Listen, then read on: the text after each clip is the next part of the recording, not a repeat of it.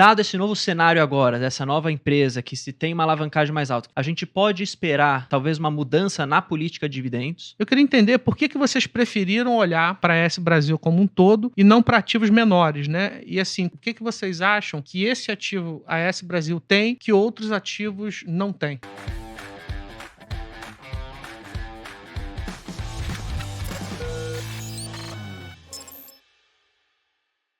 A Auren era um case que era interpretado como, bem, uma geradora pura, 100% renovável, portfólio bem contratado, fluxo de caixa constante e muito interpretada também como uma pagadora de dividendo. A ideia de vocês participarem de leilões de transmissão ou de geração, ou eventualmente fazer uma aquisição, era imaginada.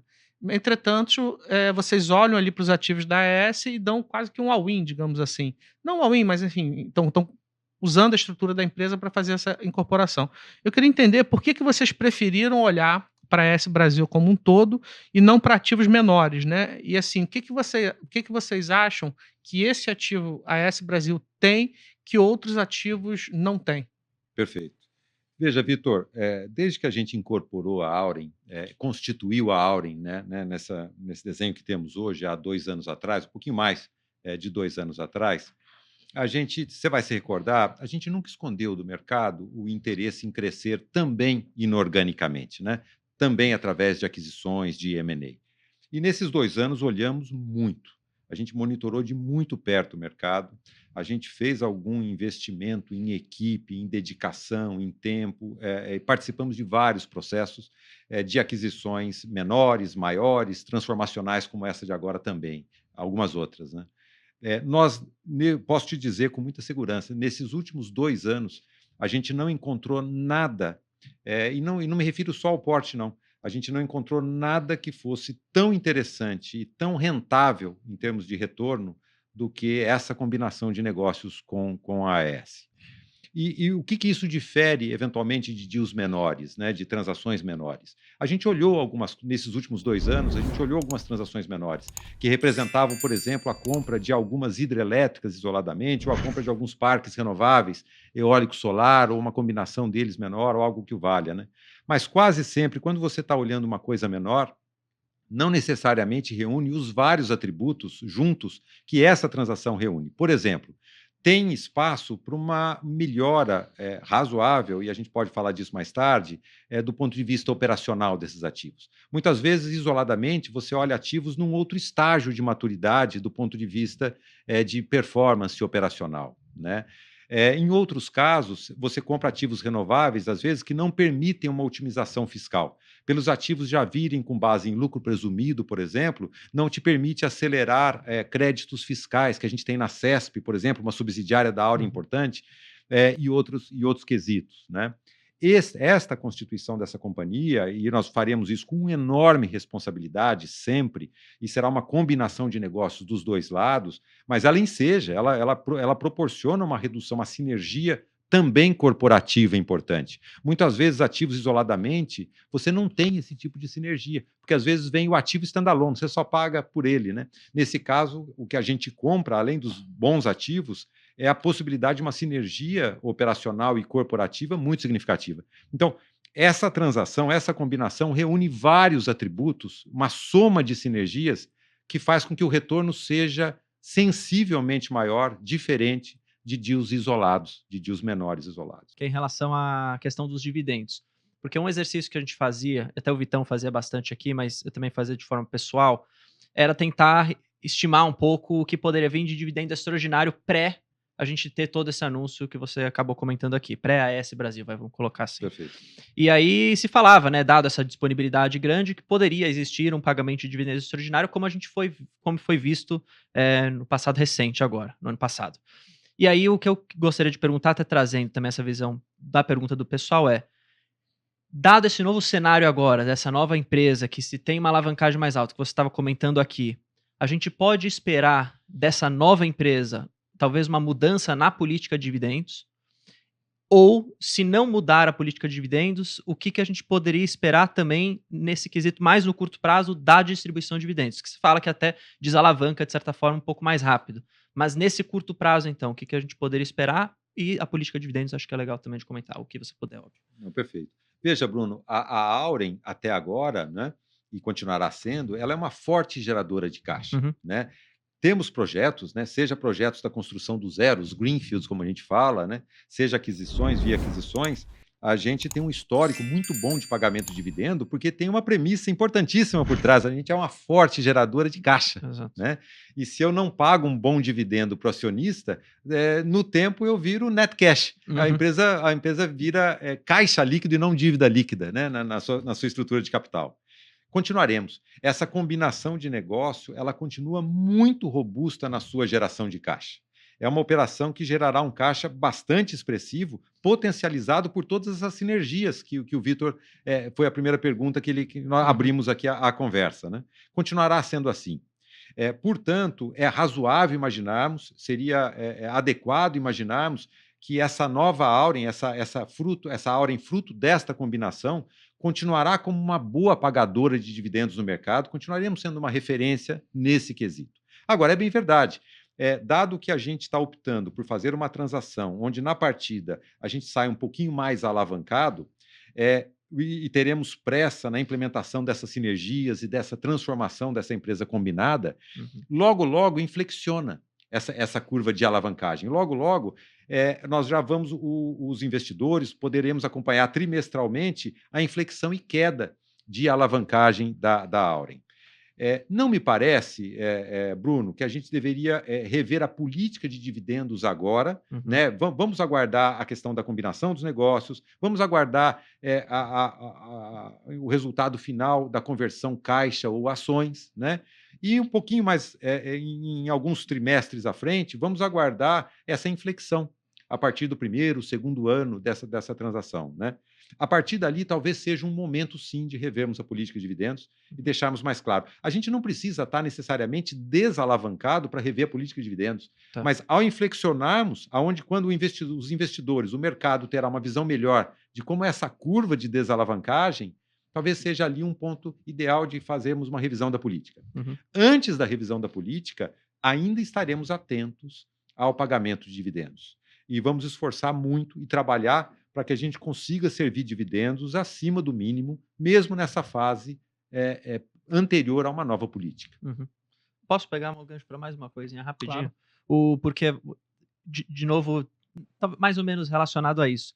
Um exercício também que se fazia anterior à nova Auren, estou colocando assim, que é essa nova empresa combinada, é a gente tentar, então, que dividendo extraordinário é complicado de você tentar estimar, porque é extraordinário, mas então se não tiver, agora teve um investimento, mas se não tivesse assim, um veículo para investir que trouxesse uma boa geração de valor, poderia haver esse pagamento de dividendo extraordinário. E se falava também muito das participações nos leilões de transmissão.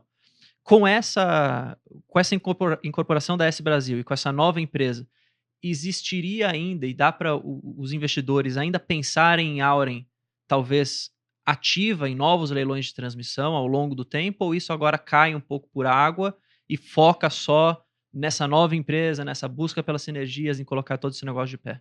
Tá. No tempo, eu acho que médio e longo prazo, nós não deveríamos imaginar que a Auren para aqui. Tá certo? Quer dizer, é uma empresa muito ativa e seja empreendendo projetos do zero, na construção de projetos greenfield, seja leilões, como você citou, seja a possibilidade de adquirir outros ativos do mercado, nós deveríamos estar atentos para que uma empresa como essa combine bons dividendos com a continuidade do crescimento. A gente acredita que a melhor fórmula para o investidor, a melhor forma de agregar valor e oferecer e retornar isso para o investidor é combinarmos uma estratégia de um crescimento sólido, de um crescimento bem pensado, bem planejado e executado, com uma boa política e um bom pagamento de dividendos. Né? Essa combinação nos parece a vencedora, nos parece a que melhor prevalece. Nós deveríamos, no tempo, esperar. É óbvio que agora temos uma combinação importante, temos uma alavancagem acima dos preceitos ideais, da alavancagem ótima da empresa, e aí nós vamos trabalhar para implementar rapidamente e desalavancarmos. Né? Para depois pensar em... E na sequência vamos estar olhando. Né? A gente nunca para de estudar, Bruno, novas oportunidades. Né? Mas esse é o momento agora da gente poder dar cabo e entregar tudo que a gente quer nessa combinação de negócios. Maravilha. Deixa eu fazer uma pergunta. A gente fez um exercício bem simplório em que a gente soma o lucro estimado dos nossos modelos para as duas empresas e aplica uma distribuição de dividendo de 25%. A gente encontra o dividend yield de 2%. Entretanto, quando a gente olha para a Auren como ela é hoje, a impressão que eu tenho é que vocês fazem uma proxy muito mais de fluxo de caixa do que de lucro contábil, porque o lucro contábil de vocês tem uns quesitos ali não caixa, que depende dos off-balance, etc. Então, assim, aí a gente encontra um dividend yield de uns 2%. Faz sentido a gente, pensando na nova empresa, e nesse pagamento de dividendo que você acabou de mencionar, que ele vai continuar, olhar mais para a proxy caixa do que para a proxy contábil? Eu digo isso porque, no limite, pode ser que vocês sejam mais generosos do que esse exercício simplório que eu acabei de fazer. Não, perfeito. Veja, ressalvado o mínimo legal obrigatório, né, dos 25% do lucro líquido, né, de cada empresa, pré-distribuição dos dividendos, faz mais sentido a segunda alternativa que você descreveu, Vitor. Faz mais sentido olharmos para o fluxo de caixa, né, o fluxo de caixa corrente da empresa e a perspectiva de aportes de entradas ou saídas de capital naquele futuro imediato, né, naquele exercício à frente ou algo assim, né? A gente sempre mirou nas decisões de investimento, não só os aspectos contábeis, mas sim fluxo de caixa. Faz sentido olhar, né? E faz sentido trabalhar para que, na medida do possível, na medida do adequado, com muita responsabilidade, a gente tentar trabalhar para dividendos melhores do que os níveis que você mencionou. Ótimo. Uma outra pergunta, eu ia falar de dividendo. Não, faz a sua pergunta, eu pego aqui. Não, tá bom. É o que eu ia. Eu tava nessa linha dos dividendos. Lembrei que eu ia mas falar. pode falar. Lembrei que eu ia falar, me confundi. Na apresentação que você fez após a aquisição, você menciona deu ali um soft guidance de desalavancagem de 0,6 a 0,7 ao ano. Esse 0,6 e 0,7, ele já considera, ele seria ex-pagamento de dividendo ou seria um pre-dividendo? Assim, seria o que você observa de desalavancagem pré-pagamento de dividendo? Não, pós-pagamento. Pós-pagamento de dividendos. Depois de servidos os dividendos, a gente deveria, no bottom line, na última linha, esperar uma desalavancagem média ao longo do tempo desta ordem que você mencionou. À medida em que a gente esteja... porque, veja, a desalavancagem de uma empresa fortemente geradora como a Auren, ela não é linear no tempo, né? Ela não decresce linearmente, né? Ela decresce de uma forma mais acelerada. Né? Porque a forte geração de caixa permite uma amortização maior da dívida, que permite uma despesa financeira cada vez menor, ela se retroalimenta positivamente, né? A alavancagem a desalavancagem é muito acentuada, né? A partir do ponto de inflexão, né? Com base nisso, a maneira que a gente tem de calibrar isso, inclusive, esse ritmo de desalavancagem, porque uma desalavancagem acelerada, ela pode ser muito boa do ponto de vista de valor de mercado, por óbvio, o equity value, né? Mas ela não necessariamente é a melhor de valor, porque a gente pode combinar isso, como é a nossa estratégia, com melhores pagamentos de dividendo. Então, uma das maneiras de você regular esse ritmo de desalavancagem e fazer ele, por exemplo, mais linear no tempo do que uma forma muito acelerada, é através de pagamentos de melhores dividendos. Isso está na nossa estratégia, né? Então, assim, a gente calibrará esse ritmo de desalavancagem que também com melhores pagamentos de dividendo no tempo. Essa é uma possibilidade. Não. Isso está no nosso cenário. Não, só para deixar claro para o pessoal, o que você está falando aqui é, portanto, que as pessoas não precisam esperar uma alavancagem cair drasticamente para já receber um dividendo atrativo ao longo do tempo. Correto, é isso que você está trazendo para o pessoal. Correto. Porque a preocupação principal que eu tinha recebido aqui eu estava recebendo bastante, estava recebendo bem, e agora não vou mais receber nada por não sei quanto tempo. O que você está falando é que, mesmo com a alavancagem mais alta nessa nova combinação, pode continuar havendo. É só para deixar isso bem claro. Pode continuar havendo. Tá. O meu ponto o que a gente trabalha e se esforça, e mostraremos ao mercado, é muito o ponto de inflexão dessa desalavancagem. Legal. Né? Não, no momento que ela começa a inflexionar para baixo, você já tem uma liberdade de articular dividendos ainda mais generosos. Né? Sim, e estaremos muito atentos. Eu reitero um pouco, Bruno, na nossa estratégia de negócio, o pagamento de dividendos, atender a base de acionistas, ela é uma parte da nossa estratégia. Né? A gente sempre olhou com muita atenção, continuaremos olhando com muita atenção. né? E eu me refiro não só a montantes, que é o que a gente está falando aqui, mas como regularidade, né? Sim. A gente tem tido contribuições de vários acionistas que, de uma forma muito positiva, muito construtiva, nos provocam quanto à regularidade dos Eu até falei dividendos. da política ali de É, dividendos, vocês uma, pretendiam uma mudar. política pode passar por isso, né? Uhum. A gente poder servir não só dividendos de uma forma mais previsível, do ponto de vista de montante, como eventualmente de uma forma mais regular no Regular. tempo, Uhum. né? Legal. Maravilha. Pode falar, Vitor. Outra pergunta que eu tenho diz respeito a essa oferta por cash, né, essas de 11,55 em relação a essa Brasil, se ela seria ajustada pela Selic até a conclusão do deal. Pelo nosso acordo, sim. Nos próximos 4 meses, a partir do anúncio, da assinatura dessa transação, que ocorreu semana passada, a partir desses próximos 4 meses, ela é corrigida pelo CDI, Uhum, né? CDI mais zero, CDI careca. uhum. Né? Passados os 4 meses, ele passa a ser corrigido pelo IPCA, Tá. pelo índice de inflação. Mas os primeiros 4 meses em CDI, que é quando a gente pretende, nos esforçaremos conjuntamente, ambos os lados, para concluirmos uma transação. E como você falou, é um prazo que não depende só de vocês, certo? Tem muita. Tem regulador, tem o governo. Não dá para se estimar aqui mais ou menos um tempo para isso concluir. Ou daria mais ou menos para você falar A isso, gente pessoal? hoje, a nossa melhor estimativa, Bruno, é uma transação entre 4 e 6 meses de hoje, Tá. mas como você bem colocou, é uma estimativa. É uma estimativa, Né? tá. A gente já está em contato e formalmente estamos agora por entrar nos órgãos reguladores com autorização. É uma transação de uma forma simples, Uhum. ela é uma transação que a gente não imagina nenhum percalço nesse processo, mas formalmente quem deliberará são os reguladores, por óbvio. Tá bom, maravilha. Pode falar, Vitão, se Tá. você quiser. Quando a gente observava as duas empresas, quando elas andavam separadas, a AS Brasil, ela fazia boa parte do crescimento dela vinha via Mercado Livre, via PPAs, inclusive ela anunciava o nome das empresas que estavam comprando, etc. A Auren talvez não tenha dado tempo da gente ver isso assim nesses últimos meses, enfim, desde que a Auren virou a Auren. Com digamos assim, com a incorporação de um ativo que tinha como hábito fazer esse tipo de estratégia, né, digamos assim, um crescimento por fora. Não é por fora, é dentro do sistema, mas eu digo assim, via Mercado Livre.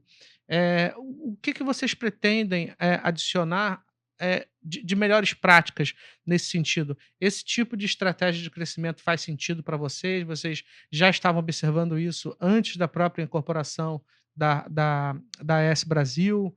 O que estava sendo feito? O que vocês pretendem mudar com a entrada enfim, do que eu considero uma melhor prática da AS Brasil? O que a gente pode ter de novidade para essa nova empresa que se forma?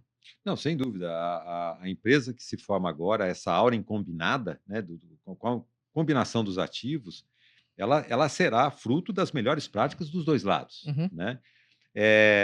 Entendemos, e tem muitos méritos a política comercial que a AS conduziu até agora. É bem verdade que a gente sempre foi, na Auren, menos vocal que a AS na nossa política comercial, a política de comercialização de energia, né? Mas a gente vem fazendo muita coisa, né?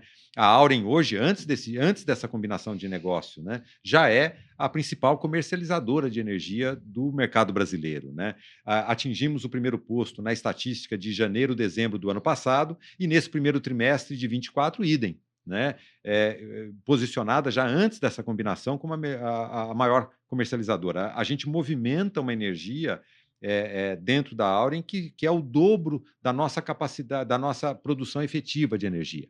A Auren, antes dessa combinação de negócio, ela é uma empresa que efetivamente gera, da nossa capacidade instalada, dos 3,6 gigawatts instalados, né, a gente gera 1,8 gigawatts de energia. A gente comercializa o dobro disso.